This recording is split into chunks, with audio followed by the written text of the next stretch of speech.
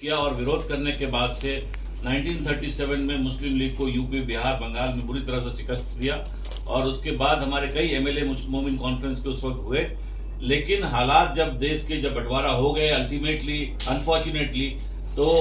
हुआ ये गांधी और नेहरू और मौलाना अब्दुल कलाम आज़ाद और अब्दुल कयूम अंसारी वगैरह जो बैठे मीटिंग में बात हुई कि अब आज़ादी के बाद मुसलमानों की कोई एक्सक्लूसिव पॉलिटिकल पार्टी होना ठीक नहीं है, इसलिए मोमिन कॉन्फ्रेंस को एक तरह से पॉलिटिकल पार्टी को वाइंड अप कर करके कांग्रेस में मर्ज कर दिया गया और इसको एक एनजीओ सोशियो पॉलिटिकल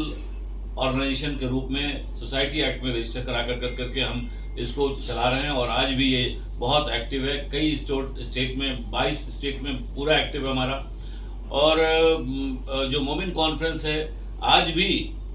मुसलमानों में हर कोई जानते हैं कि मुसलमानों में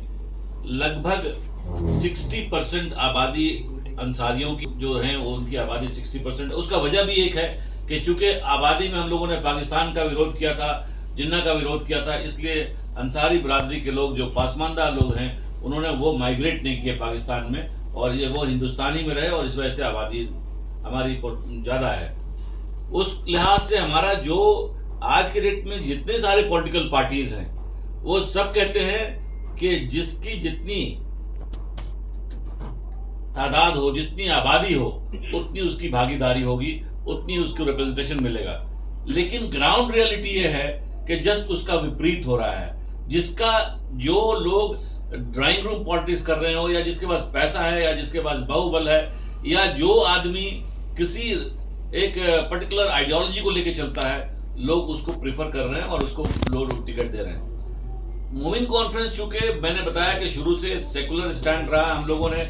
किसी फॉर्म में कम्युनलिज्म को हम लोगों ने नकारा है। हम लोगों ने चाहे वो हिंदू कम्युनलिज्म हो, मुस्लिम कम्युनलिज्म हो या किसी फॉर्म ऑफ कम्युनलिज्म को हम लोगों ने नकारा है और आज भी हमारा स्टैंड बिल्कुल सेकुलर रहा है और सेकुलर है।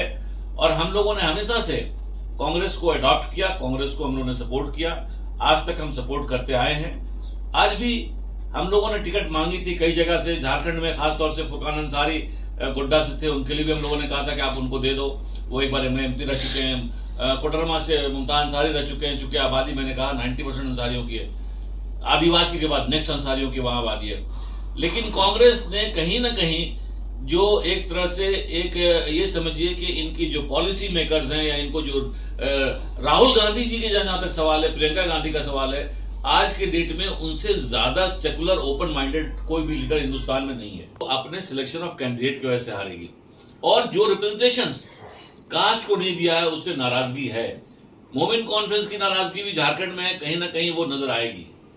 इस तरह से महाराष्ट्र के अंदर, गुजरात के अंदर, आपको राजस्थान के अंदर, मध्य प्रदेश के अंदर, दिल्ली के अंदर मोमिन अंसारी तो छोड़ दिए, किसी मुसलमानों को नहीं दिया।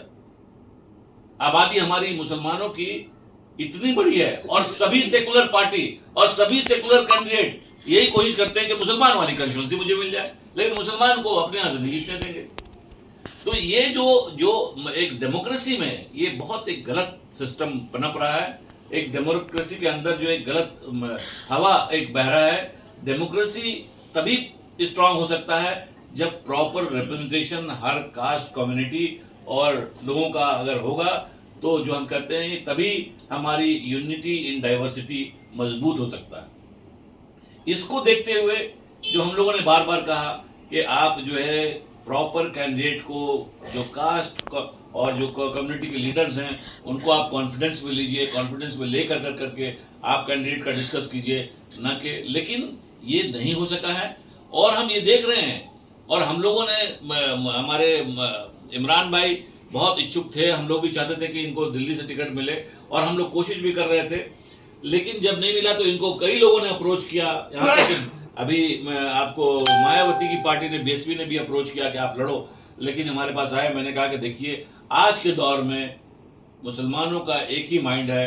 कि we will vote only for the secular party और हम अपनी वोट को डिवाइड नहीं करेंगे। तो आप ऐसे हालात में हम इस वक्त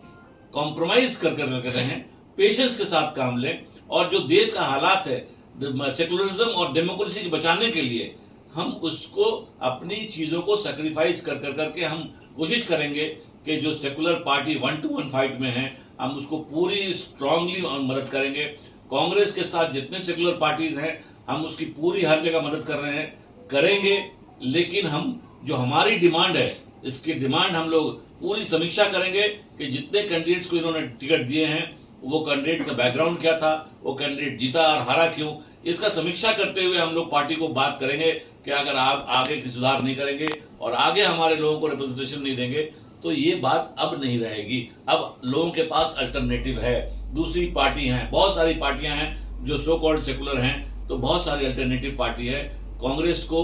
जैसा कि कल मैं देख रहा था, अशोक वांकड़े जो बहुत स्ट्रॉन्ग पत्रकार हैं, उन्होंने कहा कि कांग्रेस को मेरी उम्मीद थी लड़ेंगे, लेकिन कांग्रेस लड़ नहीं पा रही है। पहले मैं बता देना चाहता हूँ कि जैसा आपको मालूम है कि अभी कुछ दिन पहले हम लोगों ने बड़ी कोशिश की थी ऑल इंडिया वुमेन कॉन्फ्रेंस की तरफ से कि भाई पूरे हिंदुस्तान के अंदर तकरीबन 5 हमने टिकट की डिमांड की थी, जिसमें नॉर्थ दिल्ली से हमारा टिकट मतलब इमरान अंसारी का था। तो उस ताल्लुक से बहुत सारी बातें सामने आई और काफ़ी लीडरों से मुलाकात भी हुई, आश्वासन भी दिया गया, लेकिन चूँकि वो जो भी वजह पार्टी के अंदर रही, वो टिकट जो है नहीं दे पाए, जहाँ किसी भी मुस्लिम को नहीं दे पाए। तो इस ताल्लुक से हमारी आपस में बैठ के मीटिंग भी हुई कि भाई आगे हमें क्या करना है। तो हमने ये सोचा है कि आने वाला जो वक्त है वो इस तरह का है कि बीजेपी को हम किस तरह रोक सकते हैं। जो हमारे देश के अंदर जो आइन बदलने की बात हो रही है, जो देश को जिस तरह से एक ऐसी जगह लेके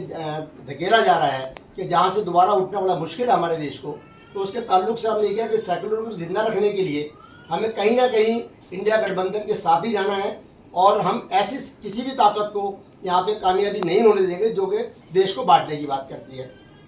इस ताल्लुक से हमने हमारे अपने बहुत से जो कैंडिडेट थे, हमने उनको भी ये बात कही है कि आने वाले वक्तों के अंदर देखा जाएगा। हम खुद भी कोशिश करेंगे कि आगे हम लोग बात करेंगे, फिर आगे जो भी चांस होगा तो लड़ेंगे पार्टी की तरफ से। और इस ताल्लुक से बहुत सी दूसरी पार्टियाँ भी हमारे सामने आई, जैसे अभी भी बताया फिरोज साहब ने, ये BSP के ज़बरदस्त क्या कहते हैं रहा,